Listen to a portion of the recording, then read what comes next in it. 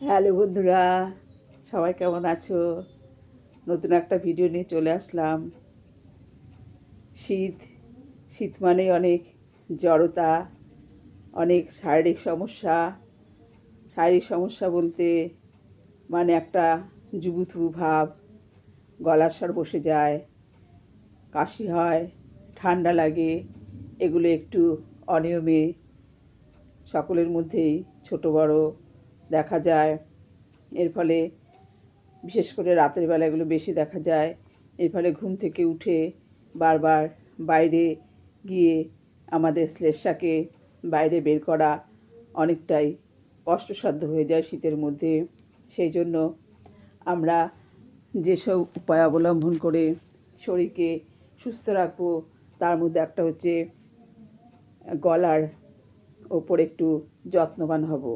এই গলার ওপর যত্নবান হওয়ার জন্য আমাদের বিভিন্ন এক্সারসাইজ যেমন রয়েছে, বিভিন্ন প্রাণায়াম রয়েছে এবং হাতের ওপরও বিভিন্ন পয়েন্ট রয়েছে, আকুপ্রেশার রয়েছে, সেগুলোর সাহায্যে গলার যত্ন নেওয়া যায়।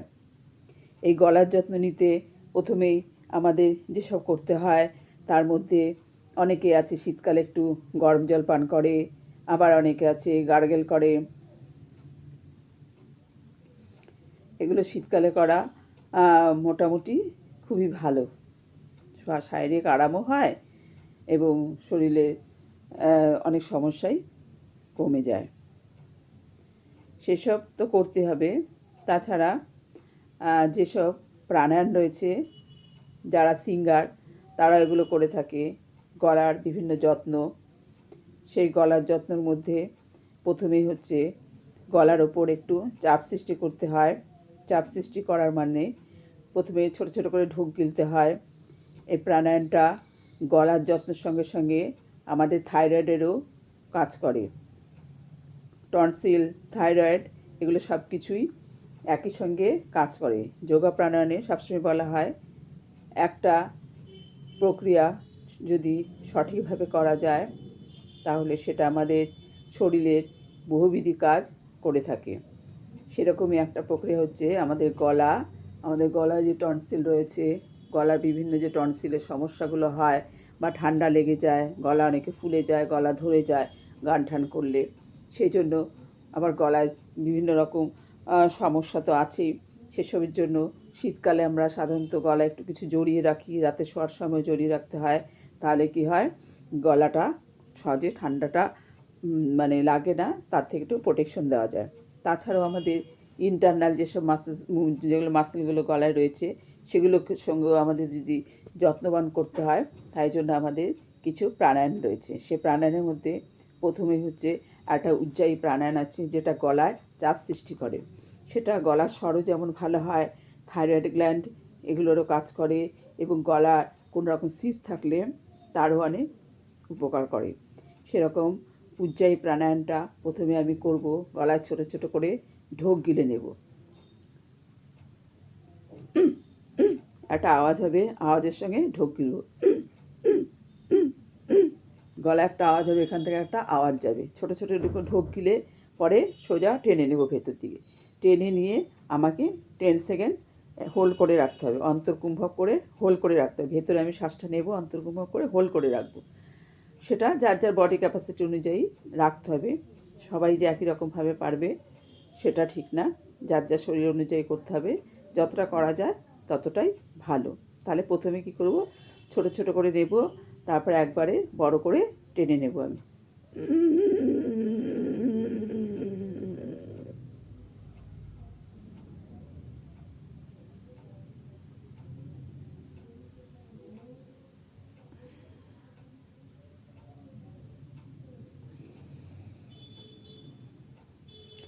প্রথমে ছোট ছোট করে গলায় চাপ দেব, চাপ দিয়ে ঢোক গিলবো, ঢোক গিলবো, ঢোক গিলবো। তারপরে বড় করে টেনে নিয়ে শ্বাসটাকে আমি ভেতরে অন্তর্কুম্ভক করে এটাকে লক করে দেব। এই জলন্ধর এটাকে আমি লক করে দেব। লক করে দিয়ে আমি 10 সেকেন্ড, 30 সেকেন্ড যার যার বডি ক্যাপাসিটি অনুযায়ী থাকবো। তারপরে ধীরে ধীরে মাথাটা তুলে দিয়ে ডান নাকের ছিদ্রে হাত দিয়ে বাদিক দিয়ে শ্বাসটা আমি ধীরে ধীরে ছেড়ে দেব। এটা হচ্ছে উজ্জায়ী প্রাণায়াম। এটা 3 থেকে 10 বারও করা যায়। মিনিমাম 3বার করতেই হবে।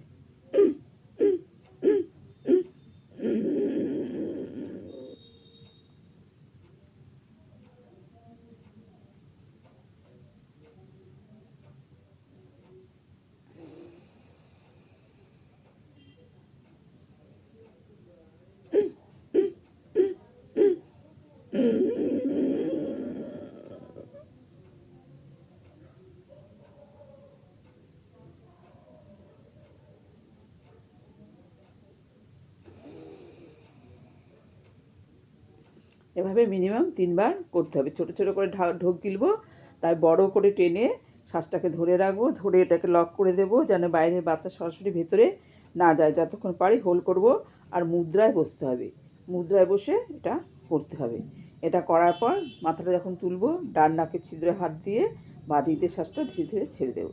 এভাবে এটা মিনিমাম 3বার, ম্যাক্সিমাম 10বার। যার যদি কারো থাইরয়েডের সমস্যা হয়, গলার বেশি সমস্যা হয়, তাহলে বেশি করা যায়। তবে অনেকে প্রথম করতে গেলে একটু কাশি টাশি হয়, তাতে কোনো সমস্যা নেই।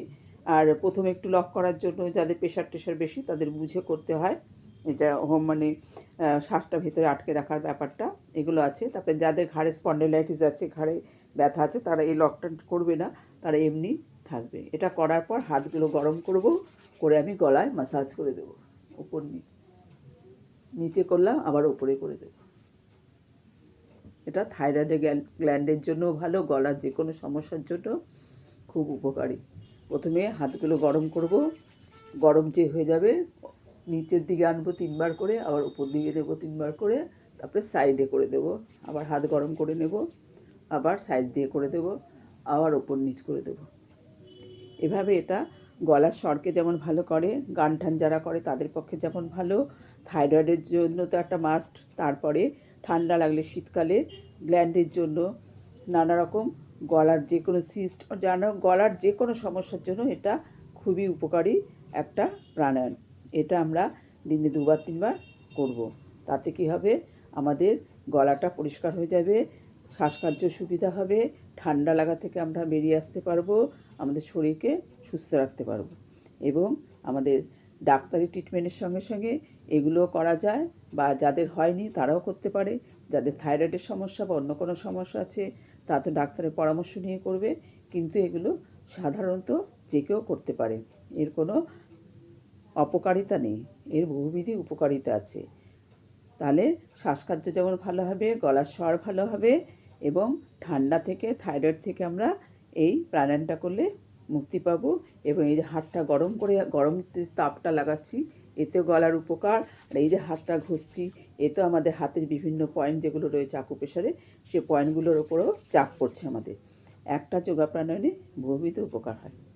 ঠিক আছে বন্ধুরা, বড়দের প্রণাম, ছোটদের ভালোবাসা। আমার চ্যানেলটার নাম ঝর্ণা স্মাইল। চ্যানেলটার পাশে থাকবে, চ্যানেলটাকে সাবস্ক্রাইব করে দেবে, এটাই আমার একটু আনন্দের বিষয়। সবাই ভালো থাকো, এই শুভকামনা নিয়ে এখনকার মতো রাখছি। বাই, পরে আবার দেখা হবে।